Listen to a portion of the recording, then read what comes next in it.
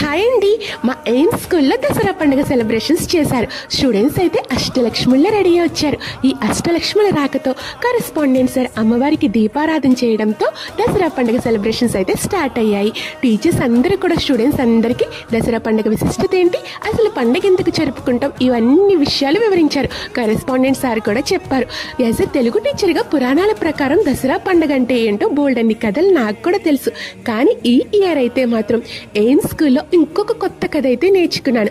అదేంటంటారా, దసరా అంటే ఒకరికి మేలు చేయడం, మంచి చేయడం. మా స్టూడెంట్స్ అందరూ కూడా దసరా పండుగకి కొంత అమౌంట్ కలెక్ట్ చేసి అందులో సింగిల్ రూపీ మేనేజ్మెంట్కి కానీ వాళ్ళు కానీ తీసుకోకుండా మొత్తం అమౌంట్ అంతా కూడా ఆయమ్మకే ఇచ్చారు. అప్పుడు అనిపించింది దసరా అంటే నిజంగానే మేలు మంచి చేయడము అని. ఇంత మంచి మనసు ఉన్నటువంటి మా స్టూడెంట్స్కి, వీళ్ళని సపోర్ట్ చేస్తున్న టీచర్స్ అందరికీ, పేరెంట్స్ అందరికీ కూడా నా తరపున దసరా పండుగ శుభాకాంక్షలు.